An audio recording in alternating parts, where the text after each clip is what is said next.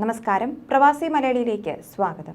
ജീവിത പ്രാരാബ്ദങ്ങളും വെല്ലുവിളികളുമായി പ്രിയപ്പെട്ട നാടും വീടും സ്വന്തം ബന്ധങ്ങളും ഉപേക്ഷിച്ച് കടൽ കടക്കുന്നവരാണ് പ്രവാസികൾ. ആ പ്രവാസികളെ എന്നും ഇരുകൈയും നീട്ടി സ്വീകരിച്ചിട്ടുള്ള മണ്ണാണ് ദുബായ്. ദുബായ് പോലെ ഒരു മഹാരാജ്യത്തിന്റെ പ്രൗഢിയിലും പെരുമയിലും മുന്നോട്ടുള്ള കുതിപ്പിലും പ്രധാന പങ്ക് വഹിക്കുന്നത് അവിടുത്തെ ഇച്ഛാശക്തിയും ദീർഘവീക്ഷണവുമുള്ള ഭരണാധികാരികൾ തന്നെയാണ്. നിലവിൽ ദുബായിയുടെ ഭരണചക്രം Sheikh Mohammed bin Rashid Al മക്തൂമിന്റെ കയ്യിൽ ഭദ്രമാണ്. ഐക്യ അറബ് എമിറേറ്റുകളുടെ ഇപ്പോഴത്തെ പ്രധാനമന്ത്രിയും വൈസ് പ്രസിഡന്റും ദുബായ് എമിറേറ്റിന്റെ ഭരണാധികാരിയുമാണ് Sheikh Mohammed bin Rashid Al Maktoum.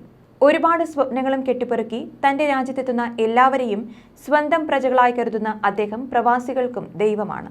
ദുബായിയെ ഒരു മികച്ച ബിസിനസ് ടൂറിസം ഡെസ്റ്റിനേഷനാക്കി മാറ്റുന്നതിന്റെ ചുമതല ഏറ്റവും മികച്ച രീതിയിൽ നടപ്പാക്കിയ ഭരണകർത്താവാണ് Sheikh Mohammed bin Rashid Al Maktoum.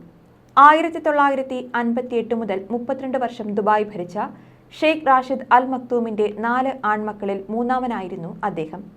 1949 Dubai ക്രീക്കിനടുത്തുള്ള ഷിന്തഗറിലെ വീട്ടിൽ ജനിച്ചു. 1965 സെക്കൻഡറി സ്കൂൾ വിദ്യാഭ്യാസം പൂർത്തിയാക്കിയ ശേഷം പഠിക്കാൻ ഷെയ്ഖ് മുഹമ്മദ് UK പോയി.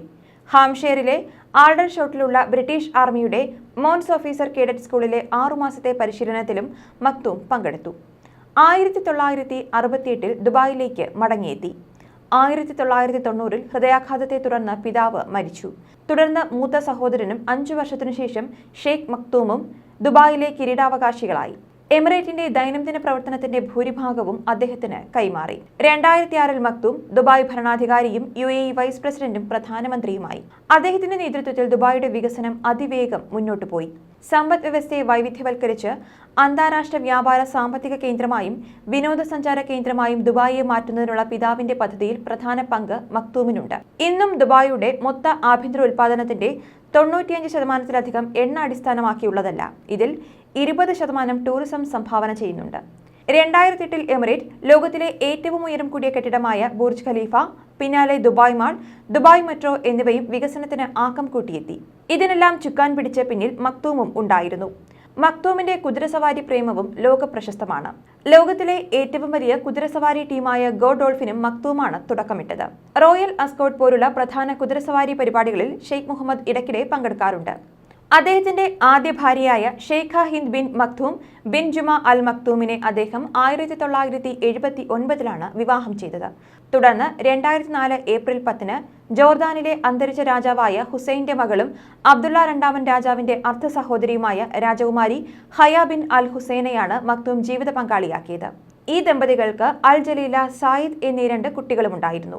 2018 മക്തൂമിന്റെ ആദ്യ ഭാര്യയുടെ മകളായ ലത്തീഫ രാജകുമാരി ഒരു മുൻ ഫ്രഞ്ചുകാരന്റെ സഹായത്തോടെ UAE നിന്ന് പലായനം ചെയ്യാൻ ശ്രമിച്ചത് ഏറെ വിവാദത്തിന് തിരികൊളുത്തിയിരുന്നു. അവരെ കൊണ്ടുപോയ ബോട്ട് ഇന്ത്യൻ തീരത്ത് കടലിൽ തടയുകയും ലത്തീഫയെ ദുബായിലേക്ക് തിരിച്ചയക്കുകയും ചെയ്തു. 2002 താൻ രക്ഷപ്പെടാൻ ശ്രമിച്ചപ്പോൾ തടഞ്ഞതായും അതിനുശേഷം താൻ 3 വർഷത്തിലേറെയായി തടവിലാണെന്നും ശാരീരിക പീഡനത്തിന് ഇരയായിട്ടുണ്ടെന്നും ലത്തീഫ ആരോപിച്ചിരുന്നു. ഇതിനെ തുടർന്ന് ഷെയ്ഖ് മക്തൂമിനെതിരെ ആരോപണങ്ങളുമായി മുൻ ഭാര്യയും രംഗത്തെത്തി.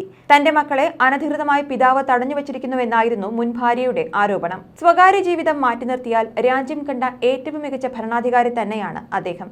ഇന്ത്യ അടക്കമുള്ള അയൽരാജ്യങ്ങളുമായി ഏറെ സൗഹൃദപരമായ ബന്ധം ദുബായ് പുലർത്തുന്നതിന് പിന്നിലും മക്തൂമിനെ പോലെ കാര്യപ്രാപ്തിയും സ്നേഹാനുകമ്പയുമുള്ള ഭരണാധികാരികൾ തന്നെയാണ്. ന്യൂസ് ഡെസ്ക്, പ്രവാസി മലയാളി.